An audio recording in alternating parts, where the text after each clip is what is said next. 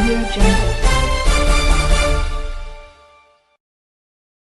سلام كما يتصنعوا كبران تخططلتنا الذي ساعات زحرنا يوم حدش زيناتات حزنا مزينا لنا وانا وزغونو زيناتات بوان نخبصحكم حدش تزغونكم سبسكرايب مغبار يترسعوا شير لايك بمغبار ون كتتابعونا بخبر نعدم ارسته زينا نبوليس تግራይ ዝተውሃበ ጸላኢ ናይ ምምካት መጽዋዕታ ምዕራብ ዝኣተወ ሓይሊ ኢዱ ንኽህብ ትእዛዝ ከም ዝተውሃቦ ዝወፀ ሰበር ዜና ብኣበርገለን ካልኦት ክልተ ግንባራትን ከቢድ ውግእ ምጅማሩ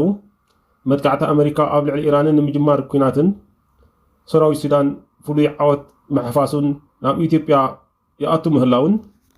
ብዓፋር ዝተኸፈተ መጥቃዕትን መስተንክራዊ ስርሒት ትድኤፍን ክቡራንን ክቡራትን ናይዚኦም ናይ ካልኦት ብርክት ዝበሉ ምዕባለታትን ክነካፍለኩም ኢና ክትከታተሉና ብኽብሪ ንዕድም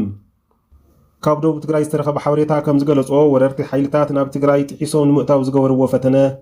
ከም ዝፈሸለ ተሓቢሩ እቶም ፍልፍላት ከም ዝገለጽዎ ወረርቲ ሓይልታት ክልተ ዓበይቲ ተልእኾታት ሒዞም እቲ መጥቃዕቲ ከም ዝኸፈትዎ ገሊጾም እቲ ሓደ ዕላማ ብኣበርገለ ናብ ሳምረን መቐለን ንምእታው ዝዓለመ እንትኸውን እቲ ካልኣይ ዕላማ ድማ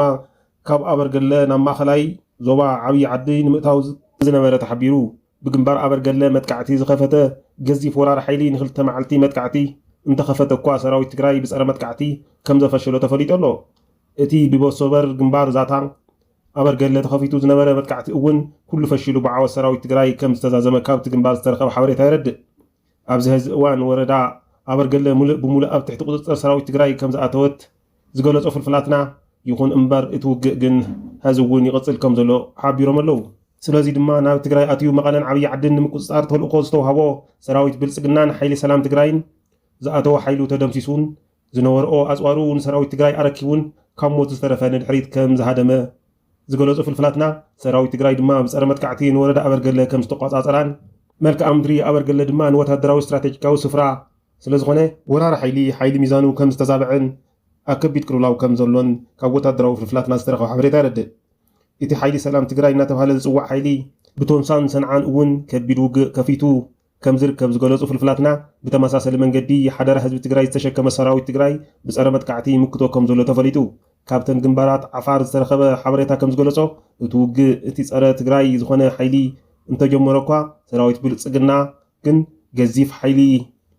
ከም ዝለኣኸን እቲ ውግእ ብዝተኸበደ መልክዑ ይቕፅል ከም ዘሎን ሕዚ ካብቲ ግንባር ዝተረኸበ ሓበሬታ ይረድእ ፍልፍላት ከም ዝሓበርዎ ናይ ምውጋእ ሞራል ዘይብሉ ወራር ሓይሊ ምስ ሰራዊት ትግራይ ክገጥም ከም ዘይከኣለን ህድማ ከም ዝጀመረ እናተገለጸ እንትኸውን ሰራዊት ትግራይ እውን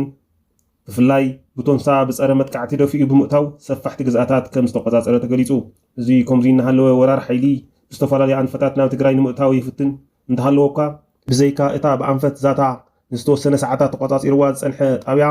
ኣብ ዝኾነ ይኹን ኣንፈት ናብ ትግራይ ኣትዩ እቋፃፀር ዕድል ከም ዘይተዋሃቦ ተፈሊጡ ኣሎ እዚ ከምዚ እናሃለወ ፖሊስ ትግራይ ንመኸተ ባዕሉ ከዳሉ ከም ዝተነገሮ ተገሊጹ ፕሬዚደንት ትግራይ ዶክተር ደብረጽዮን ምስ ኣመራርሓ ፖሊስ ትግራይ ኣብ ዝገበሩ ወዘተ ፖሊስ ትግራይ ንመኸተ ክዳሎ ሓደራ ከም ዝተዋሃቦ ዝተረኸበ ሓበሬታ ይረድእ እቲ ጆኖሳይዳዊ ኩናት ትግራይ ፖሊስ ትግራይ ነባር ዓቕሚ ትግራይ ወዘተ ዝመሳሰሉ ኣካላት ዝለዓለ ግደ ከም ዝነበሮም ዝፍለጥ እንትኸውን ሕዚ ህዝቢ ትግራይ ኣጋጢምዎ ካብ ዘሎ ናይ ህልውና ሓደጋ ንምውፃእ እውን ሓይሊ ፀጥታ ትግራይ ንኽምክት ሓላፍነት ዝተዋህቦ እንትኸውን ብፍላይ ፖሊስ ትግራይ ነቲ ኣብ ውሽጢ ትግራይ ዘሎ ሰንሰለት ብልፅግና ኣብ ምፍራስን ደጋዊ ሓይሊ ኣብ ምምካትን ድርብ ሓላፍነት ከም ዝተሸከመ ተሓቢሩ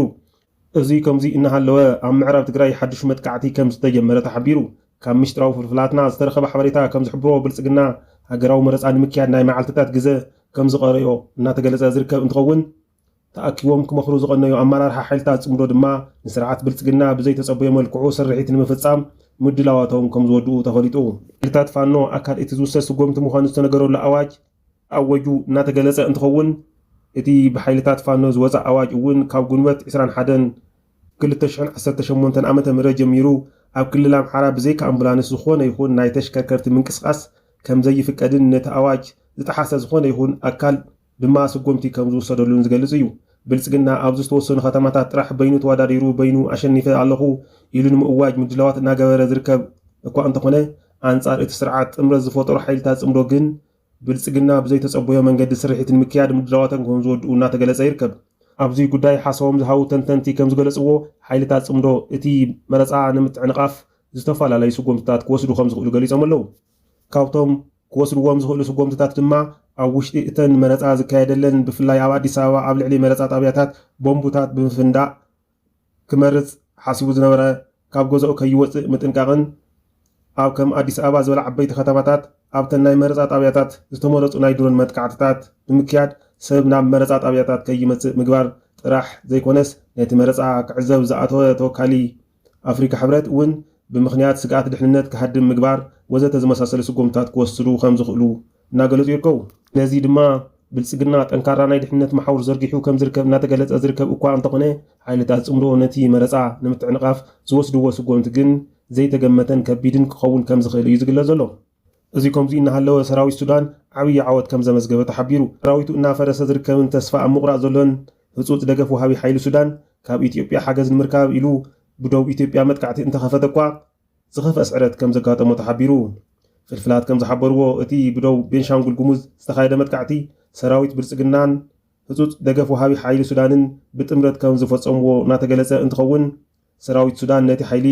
ሙሉእ ብምሉእ ብምድምሳስ ናብ ህዳሴ ግድብ 30 ኪሎ ሜትር ርሕቀት ከም ዝተጸግዐ ተሓቢሩ ከምዚ እናሃለወ ህዝቢ ዝተረኸበ ሓበሬታ ከም ዝሕብሮ ዋና ከተማ ኢራን ዝኾነት ቴህራን ብነፈርቲ ኣሜሪካ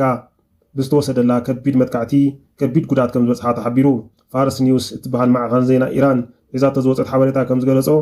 ዋና ከተማ ኢራን ከቢድ ዕንወት የጋጥማ ኣሎ ክትብል ፀብፂባ ኣላ። ኣሜሪካን ኢራንን ኣብ ድርድር ከም ዘለዋን ሰበስልጣን ኣሜሪካ እውን ምስ ኢራን ኣብ ስምምዕነት በፂሕና ኣለና እናበሉ እኳ እንተሃለዉ እዚ መግለፂታት ሰበስልጣን ኣሜሪካ ግን ግዜ መግዝኢ